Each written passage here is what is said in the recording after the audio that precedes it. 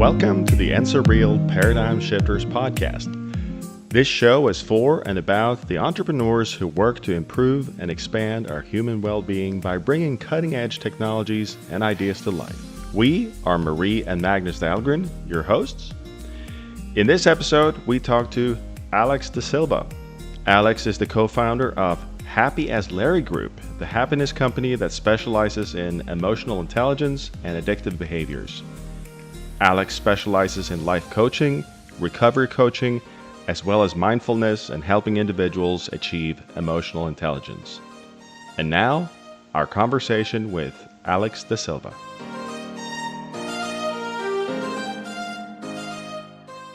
Hello. Hey. Alex, I'm Marie, as you remember. And here's Magnus. He's my husband and co-host of our podcast. That's why amazing. Lovely to meet you.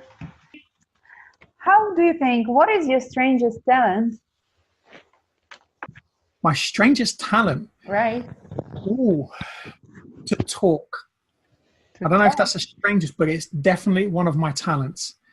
Yeah, I can talk a hell of a lot, which that's the reason why it makes me a life coach and a podcaster, right? So, yeah, talking is definitely one of them. And I think I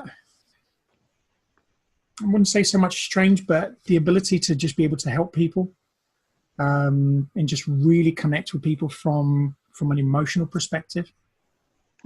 And when did you decide that it's important for you to connect with people? And you said from the emotional perspective. Could you tell a little bit more about this? Yeah, sure. From a very young age, I was born in Brazil and I came to London when I was 11. So I've always grown up in a massive family, so being able to speak and communicate was always very important. And, but I guess the reason I am where I am today, has a lot to do with my grandmother. She and my wife. She's a huge part of my life. My grandmother passed away a few years ago, but growing up, she was the one person that gave me the foundations, which I guess carried me, through my life. I kind of forgot them, when I went through a little bit of a down patch in my life. I went through some really tough experiences, and I kind of forgot some of the things that she had taught me. But the beautiful thing about the brain is, once you learn something, it kind of sticks with you. Yeah.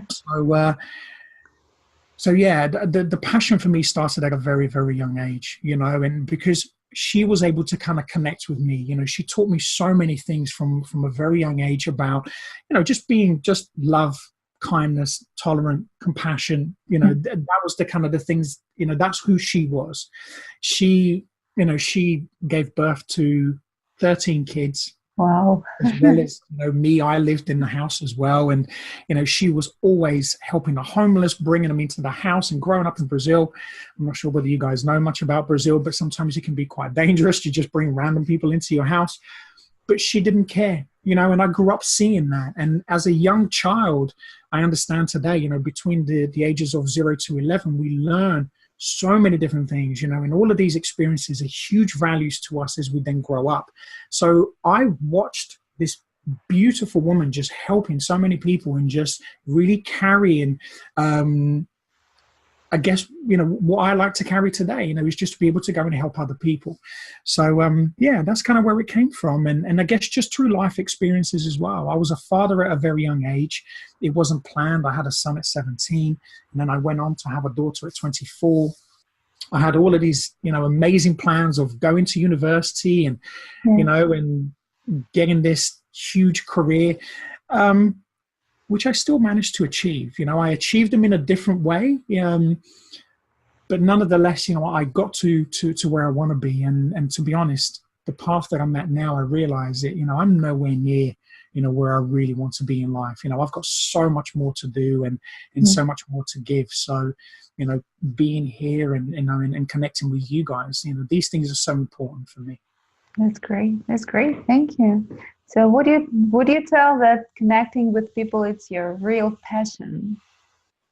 Absolutely. Yeah. I think even down to the job, what I wanted to do didn't turn out to be, you know, my career at all. I actually ended up working in the recruitment industry for years. You know, I built a career based on that. So even at a young age, or the sort of the starting points of my career, I was always working with people. You know, I started at a real kind of low end, started in customer services, and then went into, you know, that kind of career in recruitment. And now my business is, you know, with my wife is, you know, I'm a life coach. You know, I also teach and practice mindfulness, and it's all about helping people, you know. And I mean, our company motto is helping to change the world one person at a time. So, you know, I think because I had so many incredible people helping me, you know, through some really tough times, I realized, you know, I think we all have a gift in life. You know, when we're born with gifts. You know, we're born very, very innocent, but we have these incredible talents that through life and through life experiences, they generally tend to be exposed to us. You know, as we start to grow up, we start to kind of find our talents. You know, some of us don't find it until later on. Some of us, unfortunately, don't find it at all, you know, because today's society, you know, means that we have to chase, you know, what society tells us. But until we get to the point where we step back, which is what I did. I stepped back and says, I'm not going to chase what society says. I want to do what I want. You know, I want to chase my dream, and I want to follow, you know, what's really important to me. And what's really important to me is happiness, you know, happiness, love, you know, being caring and compassionate. So I learned that how can I apply, you know, these talents? How can I apply the things that I love the most? And these are just passions. I didn't know that it could turn out to be a career, you know, and so here we are. You know, just one of these things that it's now ongoing on a daily basis. And you mentioned a few times already that you had so-called, as you say, tough times. Would you share a little bit more with us about this, please? Yeah, sure. Yeah, no problems. So I'm in recovery for addiction. So the primary addiction is drugs and alcohol, but I have also cross-addicted into various different other forms of addiction. So I always say, you know, I'm blessed. I've been blessed to have, you know, pretty much cross-addicting to everything. So, you know, I've kind of tried it all. You know, started out with food when I was very young, and then it went on to, you know, alcohol. Drugs didn't actually come until later on in life, which is where I really struggled, because I was just, again, following society. You know, alcohol is something that's socially acceptable, and I couldn't really see my behaviors until we got to a very, very dark place. And I cross-addicted into relationships as well. And I started to then realize, once I came into recovery, the reasons why, you know, I was chasing the addiction, you know, the sex, the drugs, the alcohol, the food, you know, exercising, you know, smoking. I would pretty much find anything. Yeah. I found, for me, my partner, you know, I met my wife and also business partner online, and she was already in recovery. And I found recovery through her. And I started to then realize, oh, wow, you know, there were so many similarities between the two of us. By the time I met, I'd already tried to commit suicide 3 times. I'd had 2 overdoses by this point. I was pretty much living to die, if I'm completely honest. And I always say this very openly. I got to the point in my life where the character which people get to know, you know, when you get to know me, I'm always smiling. I'm very happy. Yes, I'm very positive. Yeah, and always very outgoing. Now, one of the things that I also realized is that my smile was my camouflage. You know, it was my barrier. I had no boundaries in life. You know, I didn't even know what boundaries were or how to apply them. So for me, I lived this very buried, you know, life. I lived behind these walls. Pandora's box was very safely locked away, and I would only allow you in if I wanted to, you know, and if you got a little bit too close, then I can, you know, I had my kind of mechanisms to push you away. And one of them was self-sabotage. But I had loads of other things, you know, I kind of suffered, you know, a lot of sort of rejection throughout various forms of relationships with family, friends, and, you know, and personal relationships with different partners. There was also an element of abuse mental, sexual, and physical when I was younger. And, all of these things, not that those things made me an addict, but I guess because I couldn't deal with the pain that I was going through, I didn't know how to channel that pain. And I wasn't really one to talk about it either. I'd kind of share it with people, and the people that I trusted and shared that with, it almost got thrown back in my face. So for me, what I learned was, well, I'm just not going to share this, I'm just going to turn to what helps me. And unfortunately, which I know now that many people suffer from this too, is that what we do is we just want to numb the pain. Hence the reason why we then create this addictive behavior, is because I didn't know how to project my emotions. I didn't know how to talk about it openly and honestly, and to be able to surround myself with people who are loving, caring, and truly compassionate and can really, really help me. And that's where it took me to those really dark places, and I was a completely different person from, before it began, and then when it ended. During that period, I was not who I am. I know that today. Mm-hmm. Do I regret anything that happened? Absolutely not. These experiences make me who I am. And, they have actually given me the tools to be able to help other people as well, in addiction and outside as well. So I was very lucky to have found recovery. And, now I'm very grateful that I can help other people through that as well. And thank goodness you're here. Yes. And yeah, I know, right? And can you please share, how did you start your recovery? Because when a person in the midst of this turbulence and depression and pain and addiction on top of that, and when everybody around, usually family, is giving up on you, it's very hard to find this will and strength to carry on and to recover. So how did you do this?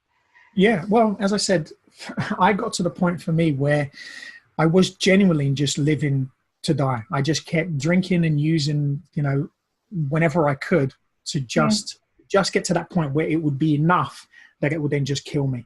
And I say it now and it still makes me so sad. It really breaks my heart that I would do that to me. And that's the difference between who I was and who I am, is that I've got so much self-respect and so much self-love today that I would never put myself through that. I would never do that to myself again. But that's what it took me. It took me to get to that point. It wasn't from a financial perspective. I had lost so many things financially. We talk about rock bottoms. Everybody goes through them sometimes, where we reach these rock bottoms, where we lose a job or, whatever. It tends to be something financially. And I'd lost them so many times that what did it for me was the emotional bankruptcy. And that was the one for me where it was either I had to change. I had to change. And so here's how it happened. I was misbehaving in one of my addictions, which is, relationships. And I wasn't in a relationship at the time, but I had made a vow, a very stupid vow, that I was going to just be single and I was just going to date and do whatever I wanted. That was my thing. I don't know why. I knew why. It's because I didn't want to commit anymore. I didn't want to put myself out there to get hurt. Not understanding that my behaviors were also causing that pain as well. So I just want to highlight that because I understand these things today. So what I did is I was on Tinder, which is, the online dating app. And I came across my wife and we clicked, we talked, and we connected so quickly. It was incredible. It's almost like we knew each other, from either like a past life or there was just so many things in common. So we connected, we decided to meet each other face to face. We spoke on the phone a number of times. And I think the first time we actually spoke on the phone, she told me she was in recovery. She told me she was in recovery for her addiction, which is alcohol. And she'd been in a recovery for a while.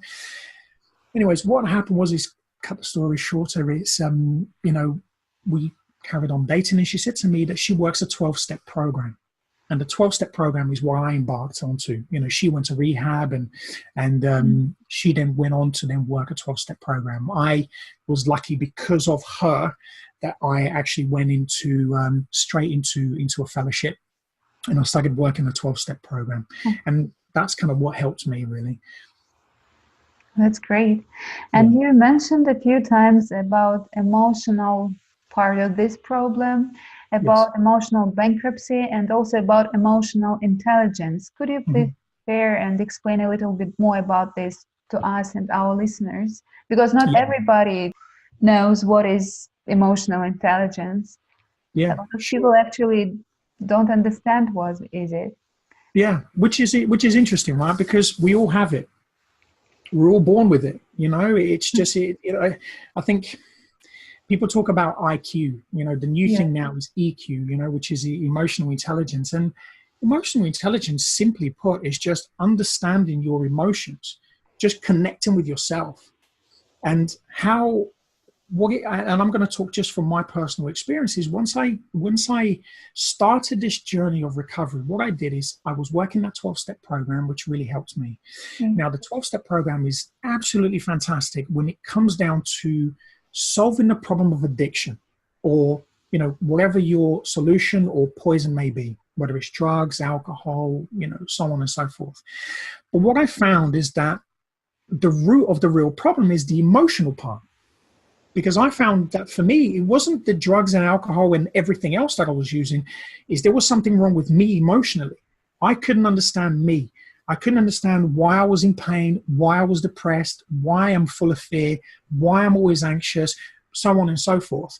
So what I had to do is I had to go outside and seek help. And that's exactly what I did. I started working with a psychotherapist who was also a Buddhist monk.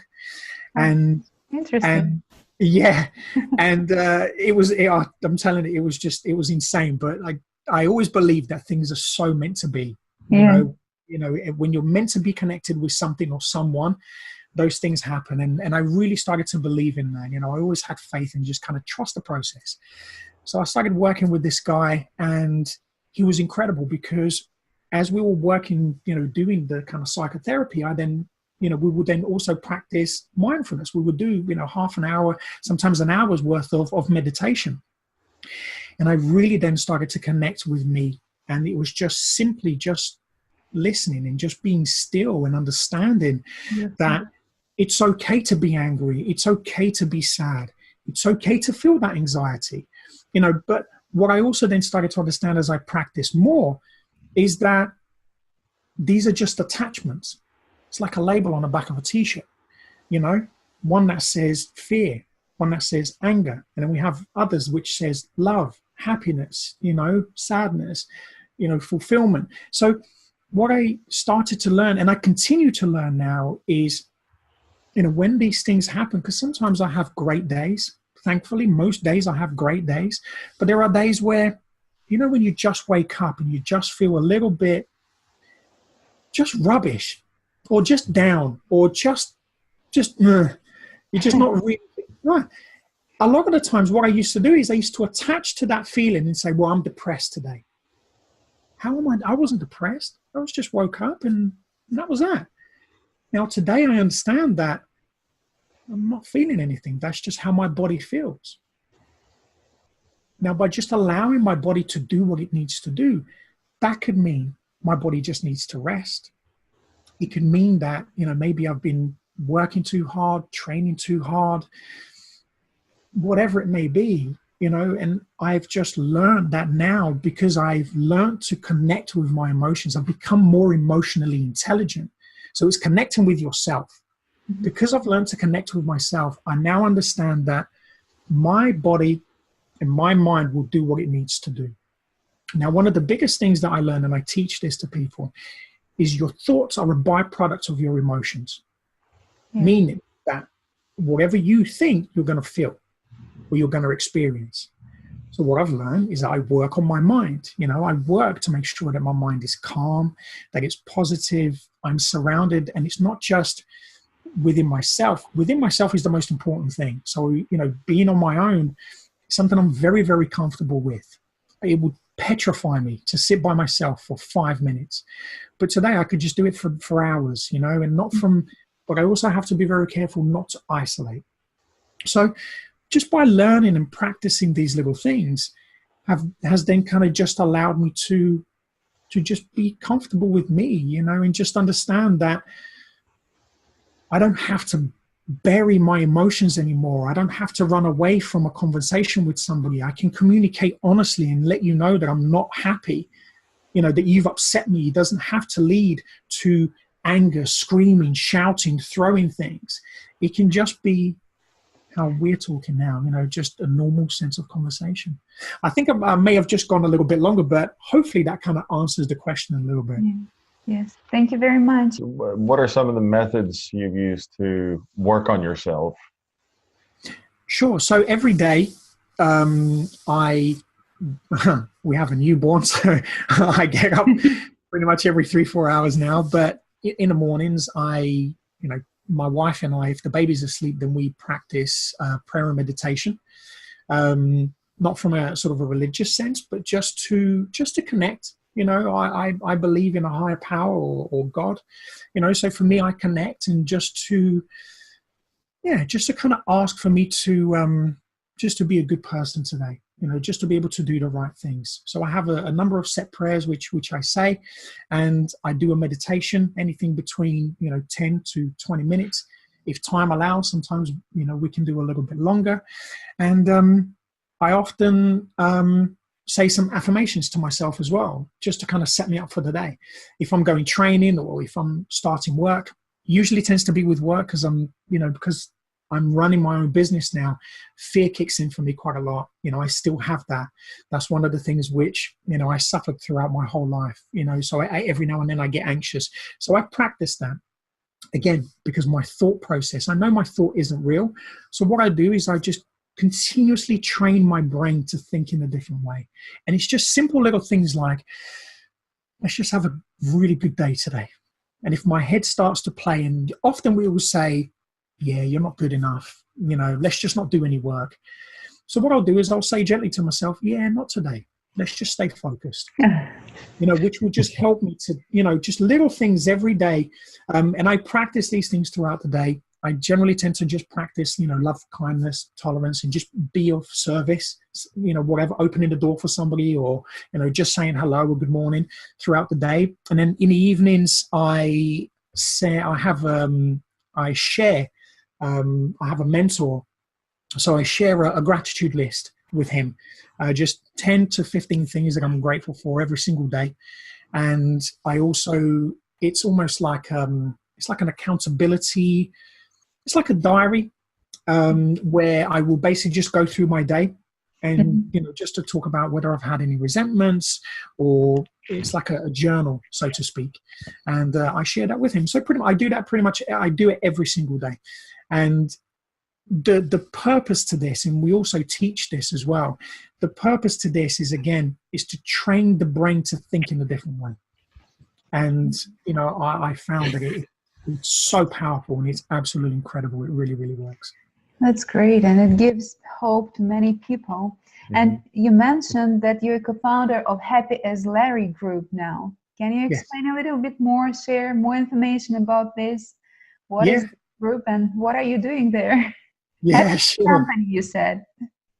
Sorry? You said it's a happiness company. It is. Yeah, it is. It is. We specialize. So Lucy's my wife, and we talked about this, pretty much from when we met. We always had these visions of, helping other people, and both in recovery and outside of recovery as well, because she is currently studying a master's degree in addiction therapy and psychology. She's in her final year, and I've, studied mindfulness and, life coaching as well. And I continue to kind of study other things.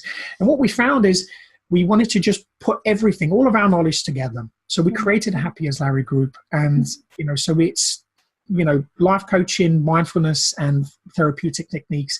We basically just mixed the whole thing together, and we created this program, which is called Stages to Fulfillment. And we basically take people through we take them through various stages and help them to kind of find that, self-fulfillment, that kind of self-happiness. Yeah. And it's using some of those tools which I explained. And, we work with clients individually. I of course, doing my coaching in mindfulness, and Lucy, works with people individually, doing therapy as well. Our purpose, our mission statement, as I said, is helping to change the world one person at a time. And one of the things that we want to do and continue to do is every person we help, we're going to create a charity, a foundation, which we're then going to donate. For every client that pays, we're going to put some money aside towards, helping other people, so people that can't afford to have treatment, people that can't afford to have coaching. And hopefully when we get big enough, what we would then like to do is to go out and then start to build schools, and houses, or, whatever it may be, actually start doing bigger things. And hopefully teach the world, and these 1%ers that, what, we could be doing a hell of a lot more, for the world right now. And, that's our mission, is to really, really start to make a difference, start small and hopefully be able to make a bigger impact.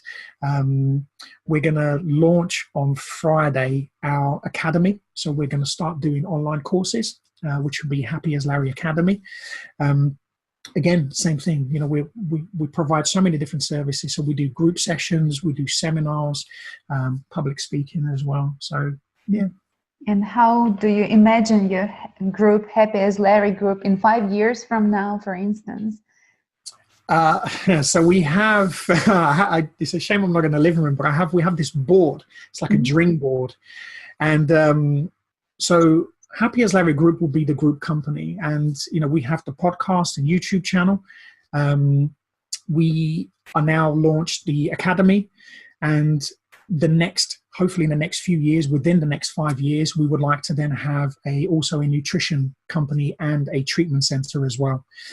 So the purpose to what we do, yes, we specialize in emotional intelligence, but what we want to teach individuals is to have a healthy mind, a healthy body, and healthy spirit, is to give them that kind of combination. So we want to be the one-stop shop where, they can come to us. And as you can see my logo there, I'm training as a CrossFit coach. Oh, interesting. So nutrition is going to be one of the other parts of our business as well in the next few years. So we want to make sure that we're helping people from every single element. We tried and tested this, and we do this continuously. I would never teach anybody, or will never coach anybody something that I don't know. I want to try and be as authentic and as honest as possible. And, to really show people that, you can live however you want, because there are no limits. There really aren't. I see my daughter now, she's just over 2 weeks, and she's so innocent, but she's so smart. And I always say to clients is, when we start in life, we're pure, we have no limitations. But when we seem to get to kind of that, we go past the teenage to young adult ages, we just seem to then become blinkered. And we then just seem to want to follow what society tells us to do and completely forget to follow who we really are. And we were very lucky that we woke up to that. And we decided to say, well, why not? Let's just take a chance. Who says we can't do this? And often it's us, it's me, it's you. Often it's us who limit ourselves, to how far we can go in life. And so, yeah, we're here in the next 5 years. What I'd like to do is to reach, if not the kind of hundreds of thousands, hopefully within the millions, to take this globally. We really want to get this company, as a global business, to help as many people as we possibly can. So again, first world, third world, especially the people that can't do this. That's my goal. That's my dream, is to really, really be able to change that. Thank you for sharing. Is there a website you'd like to share with us, or a web address? Yeah, sure. So you can go to www.happyaslarrygroup.com. Or next week, if you want to check out the academy as well, it's www.happyaslarryacademy.com. Mm-hmm. Happyaslarryacademy.com. Yeah. Okay. Interesting. And you mentioned you're a certified CrossFit coach, right? I'm working towards that. Yeah. So I'm currently working with my gym to become a CrossFit coach. Yeah. I started CrossFitting, a year ago, and it was absolutely incredible and it's interesting that through my podcast, I've interviewed a number of actual athletes, CrossFit athletes, who are also in recovery for addiction. And it's incredible how they even talk about the connection between, 12-step program, kind of the sort of addictive recovery, and CrossFit. So again, it's the same thing with healthy mind, body, and spirit. And I really took to it. It's such an incredible sport. And I'm working towards being a coach. So then eventually, again, the goal will be to have our own CrossFit gym, to be able to provide the whole service. You said earlier that addictions could be just about anything. It didn't really matter what it was. It just was another form of addiction. How do you know when something is not just an activity, but it's become an addiction? When like CrossFit could become an addiction. But it's a positive addiction. It's a positive addiction. But let's say we're in CrossFit. Let's say we're something else. At what point do you sense that it crosses the line? You said you've been addicted to several different things.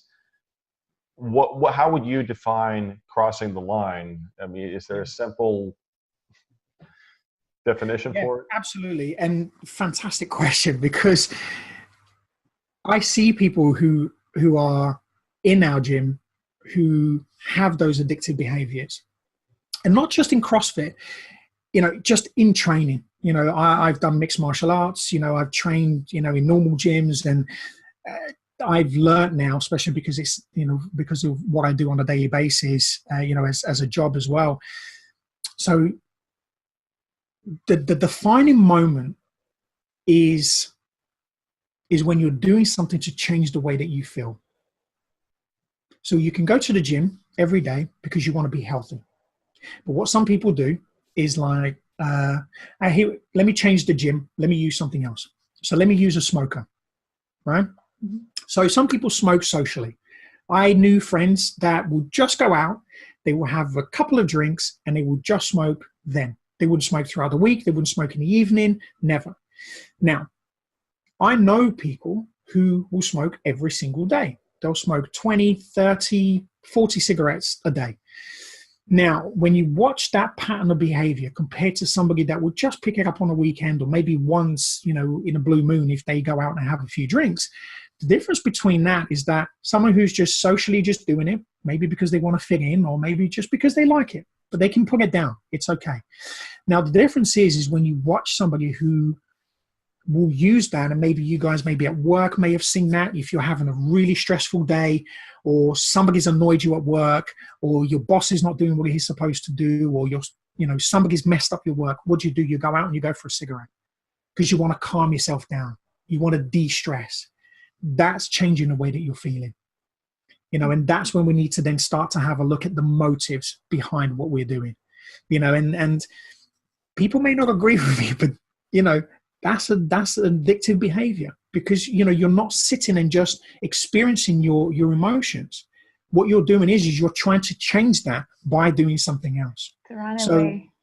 Yeah, and that could go exactly the same as food. You see, I was one of them where I would hide away and eat, a pack of cookies or chocolate, which even today is a tough one. But I'm now learning the difference between. And here's how I see it for me. I know when I'm crossing that invisible line, when I can go and take a piece of chocolate, or I can go and have a couple of pieces of chocolate, and I'll put it down, and that's me, and I'm done. Mm-hmm. And the difference is I will go and have a little bit of chocolate because I might be feeling a bit stressed out, or I'm feeling a bit fearful because I'm having to do a video, which, I don't really want to do, although I love doing them when I start. But what I do is I keep procrastinating, and the fear starts to build in. So then what I'll do is this: I'll go and open the fridge, and I'll look at the fridge, and I'll shut the fridge. And then I'll go back again, 2 minutes, open the fridge, shut the fridge, open the fridge, shut the fridge. Instead of just going and taking the chocolate, which I know I shouldn't do, what I'll do is I keep opening and closing that fridge. Again, all I'm trying to do in a slightly different way is just change the way I'm feeling. So I guess to kind of answer the question is just watch your behaviors, question your motives. Do you really need to go down for a cigarette just because somebody, stepped on your toe, or, somebody pushed past you because they were in a rush? All of these things can trigger our emotions somehow. And if you're just able to deal with it and just accept that maybe that person's having a bad day, maybe, my boss, his wife could be ill, or his child could be ill. He could be really stressed out. We don't know. We don't know what's going on, outside of somebody else's life. So I guess the slight answer to that is control what you can, and what you can't control, accept. So if you can control your emotions, and you can deal with them yourself without having to turn to a cigarette, food, drugs, alcohol, sex, relationships, going to the gym. I have to question my motives. If I don't go to the gym, we've just had a newborn. If I don't get to the gym, I got to the gym, I think over the last couple of weeks, 4 times, in the space of 2-3 weeks. Now it's starting to go back to normal. And I was okay with it. But I did have 1 or 2 days where my mind started to say, you're starting to get a little bit fat now, because I have body dysmorphia. So you're starting to get a little bit fat now. You're eating a little bit too much chocolate. You sure you don't want to start going to the gym? You might want to start doing some press-ups. And this again. So that pattern of behavior will never change, because it's been ingrained into my brain. So my brain will always remember that pattern of behavior. But what I can do, and what I advise other people, what they can do too, is to learn to understand, when those behaviors then creep in, that little voice, which is generally you just, trying to keep you safe, but they say what you will normally interpret as bad things. Interesting. Thank you. Thank you very much. And how do you think, what is the one biggest challenge currently in your business? You said it's a startup. Yeah. I think for me, we are pretty much, we're starting from zero. We're starting from absolutely zero. And I mean, 0 clients, 0 revenue, everything. We're not being funded by anybody. We are pretty much starting from scratch. And patience for me is one of my biggest challenges, because I have a dream board that I keep looking at every single day, and I want to. And I want it now. I want what we're supposed to achieve in 20 years. I want it today. What I have to do, because that's just my behavior, is how I am, is, I want it now. So for me, it's just really taking a step back, always having faith, and just keep working hard. And the challenge for me is that it's hard. I've always worked for other people, and all of a sudden now we've just taken this leap of faith. I went from having a successful career. So did my wife. She used to work for an insurance company. We both just quit our jobs. She went to uni. I started working from home, and we're kind of balancing out. So I'm now building this lifeboat, which I just jumped ship all of a sudden. We're not really ready. But I said, do you know what? I can't work for other people anymore. So there is a lot of challenges for me, but not from a business perspective. Being a coach, thankfully, I'm quite organized. So I organize things very well. But it's the struggle for me is that procrastination. It's that fear. Is it going to work? I'm putting everything into this now. I'm launching these courses now, or a course, which will then hopefully roll on to be other stuff. And you know what it is for me? For me, it's the fact that it's now becoming real. It's now becoming, I've got coaching clients that I work with. My wife has got, therapy clients that she's working with. So we have little things, but it's almost like I don't see that as a business. Whereas now we've taken the next leap. This is now going to become a business, because if this thing takes off, I'm now on the road to where I want to be. And it scares the life out of me. And I'll be completely honest and vulnerable with you guys. The reason it scares the life out of me is because I grew up being told I'm never going to be anything. So it's very hard for me to believe, and I believe in myself more than anything in the world. I know this thing is going to work. You cannot tell me otherwise. But it's been ingrained in me, unfortunately, that I was always told, you can't do this. You can't achieve that. You know, I've always been kept in this little box because the person that was telling me that, I understand that that was her. And all she did is she was just kind of putting that on me. But not from a bad perspective is, I think like any parents, you know, they just do the best they can. Yeah. I understand that today. You know, so what I have to do is I have to work through that. So to answer that challenge question, that's my biggest challenge is me. I am my biggest challenge at the moment, you know, and always will be with anything I do, because it's just one of these things. I'm human, right? Right. Thank you for being open. And I have another question. How it actually feels like to be you today? Amazing. Can you describe? It really does. Amazing. I can't complain. Yeah, and I don't mean that from an egotistic perspective. I mean that from the bottom of my heart. I love myself more than anything in the world, you know, and I learned that because of my wife. You know, I learned that because of the people in, you know, the fellowships, you know, that I work with, the people that worked, you know, their 12-step on me, you know, the clients that I work with, meeting you guys, you know, and that's the reason why, you know, I made a vow to myself that I will not surround myself with people that bring me, you know, that people that bring no benefit to my life. I won't, you know, I really, really won't. I made a very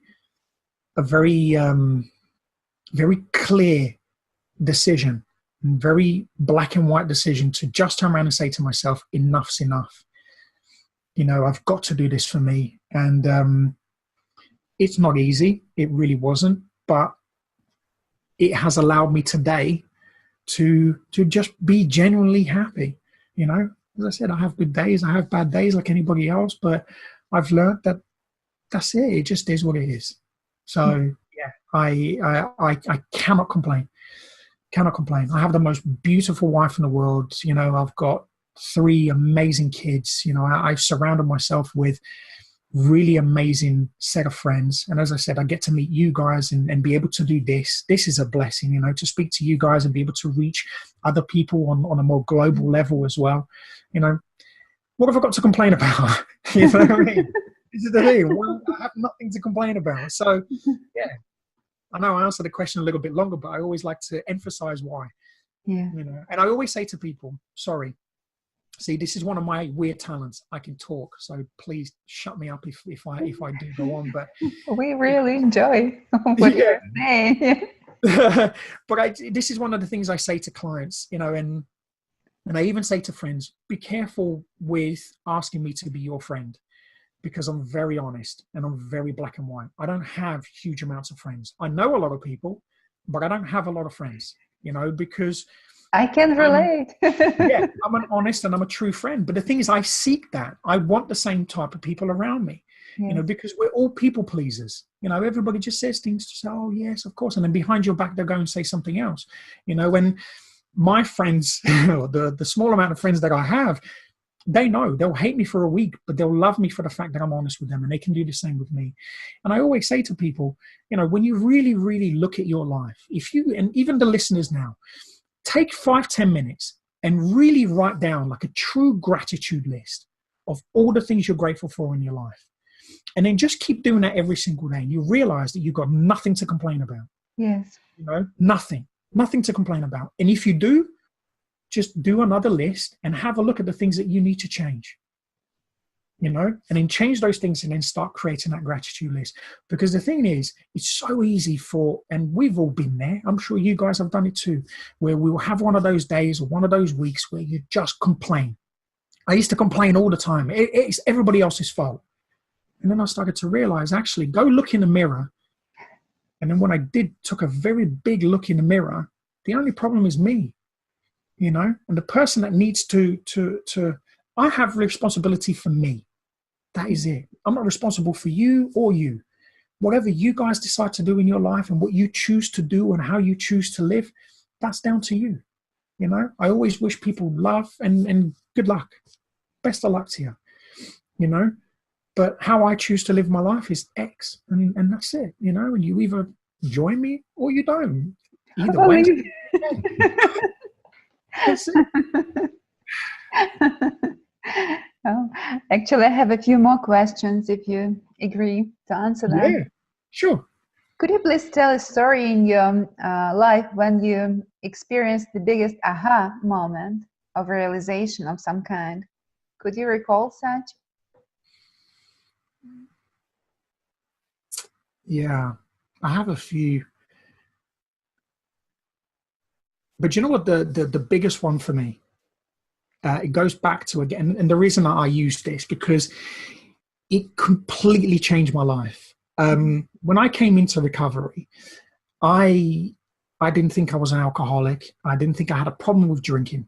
So, you know, my poor wife had to watch me go in and out of these meetings and, you know, and just kind of test life out. You know, I had to find my own journey. And then one day, I didn't have any thoughts about, you know, committing suicide or killing myself or anything like that. And I remember calling her on a Tuesday evening. Sorry, because I get emotional with this. And I remember calling her on a Tuesday evening, and I just said to her, "Do you know what? I was literally at, it was that emotional rock bottom. That's where I got to. And I was so low. And I knew sleeping pills weren't going to work. Anything else doesn't matter. These things just didn't seem to work. And I remember just saying to her, she just said to me, because I genuinely just didn't want to be here anymore. I genuinely wanted to just die. I genuinely did, 110%. And she just said to me, please don't do anything stupid. Just go to bed. Go and put on a meditation. Go to bed. And please do me a favor. Call me in the morning on your way to work, and then call me throughout the day. Get to a meeting if you can. And that's exactly what I did. Got to work the next day, spoke to my boss and said, listen, I need to nip out. Is that okay? He said, yes. I got to a meeting. This was the aha moment. I sat in a meeting and I watched a guy talk about his life. And the only difference between him and I is that he was Irish, I'm Brazilian, I'm literally not even 24 hours clean, and he's 5 years clean. And this guy's beaming. We even looked similar. The beard, the hair, everything, you know, our complexion. And I'm watching this guy and I started to get emotional. And I was really emotional, and I started to well up, and the room just lit up, just absolutely lit up. That's the only thing I can describe. It just completely lit up. And he finished, you know, doing his chair. He finished talking about his story. And something just kept saying to myself in my head, you need to speak. You need to say something. And it was so weird. I've never done this since. It's almost like my hand got lifted. I put my hand up. I've never put my hand up in a meeting ever. You're not supposed to. And I've just put my hand up. So then I announced myself, and I shared back with this guy and just burst into tears. And the one thing that I said to him, which was that aha moment, was I'm sat in a meeting full of people, but I've never felt so alone. And I remember listening to that, and I just let it digest, and I just started crying. And these two women who were sat next to me, they just put their arms around me and they said, well done. And that's all they said. And for that split moment, I understood what that meant, is that I don't need to be on my own anymore. I'm okay. I'm fine. All I need to do is to just accept that there is no embarrassment. There is no shame in being an addict, in having an addiction. And something just said to me, trust the process. Ever since then I did. You know, I trusted that process, and here we are today. That's very impressive. Thank you. Thank you for sharing. Well, thank you. Wow. I think we got very emotional too. Yes. Is there anything we didn't ask you about, but you would like to share with us? Because maybe we didn't cover everything. So No, I think, you know what, for me, I love doing this stuff, you know, because you know, it's just having this conversation and, you know, and getting to know each other. I think it's so important. And one of the reasons why I embarked on this journey and continue to, and hopefully, fingers crossed, I'll get to do this for the rest of my life now, is, you know, it's the power of communication. I talk about my wife all the time. I wish she could be here. The baby's just, she was awake. But hopefully next time we can do like a couples one. And I'll invite you both onto our podcast. And the one thing that I've learned with her is to have that communication with somebody, you know, not to just be a husband and wife, but to have that best friend, to be able to really honestly communicate with each other. And the one thing that we say to each other a lot is we really balance each other out. You know, we have that power, because I am Mr. Positive, you know, even when, you know, the world is crumbling, I'm like, it will be okay. That's always been my thing. Whereas my wife is, you need to just be a little bit more cautious. She's a little bit more cautious than I am.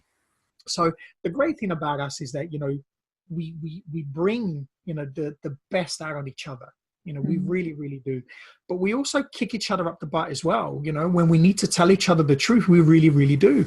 And we accept this, you know, we really accepted this. And that's one of the things, I guess, even just to kind of end it on this, if you guys want to. But the one thing I would say to people, again, you know, is the society that we're living in. And I understand technology is incredible, because you're going to get to publish this, and hopefully thousands and millions of people are going to be able to listen to this, you know, between now and the end of time. That's the beauty about technology, right? Is that it is allowing us to do incredible things, you know, like AI, you know, technology the way it is now, you know, and these incredible machines that self-learn and develop. Incredible. Now, the downfall to that is that human beings are becoming more and more lazy. Again, from an emotional perspective. Why? Because we keep relying on this thing. And I sit there and, you know, and I go out quite a lot with my wife, and I tuck my phone away. My daughter now she's 13. She's got to the habit of doing the same as well. My son's 20. He's done the same too. So when we speak, when we're a family, we talk about everything, you know, and I want to build that relationship with my family, my friends, that is not based on looking at this, you know, and it's, you know, texting each other and talking to each other. If you have a problem, let's talk, let's have that conversation. Yeah. You know, one of the things I love about podcasting is the ability to have these open conversations, and to be able to be really truly honest, you know, about, you know, how we feel and what's gone on. Because listen, I have no shame now, you know, about being so open and vulnerable about my experience, because how selfish am I to keep this stuff to myself when actually this could change somebody else's life? That's what happened to me. Change somebody else, it changed my life, you know? So I cannot enforce more, you know, for if you're out there and you're listening, to pick up the phone, you know, to a friend, to your wife, to your partner, or whatever. If you've had an argument, fix it, sort it. Don't sleep on these things. Don't bury them. Don't, you know, brush it under the carpet. Because one of the things I'm going to say to you now is your emotions will never leave you. Your problems will never leave you until you deal with them. Once you deal with them and you accept the problem, you can then able to let go. Yes. That's when it will go away. Until then, it doesn't matter how far you run, they will just keep catching up with you. You know, and you know, hopefully, you know, somebody has taken something away from this, and they'll be able to learn something, or take the right steps forward. Thank you very much. Thank you for your time and for such a great interview. I'm more than sure that a lot of people will benefit from what you told us today. And to be honest, we will take a lot, I think, for ourselves too, from what you told us. Definitely. And I wish you all the best today and rest of the week, and to your wife and to your little daughter too. Thank you so much. Thank you for having me, guys. Thank you, Alex. Appreciate it. Absolute pleasure.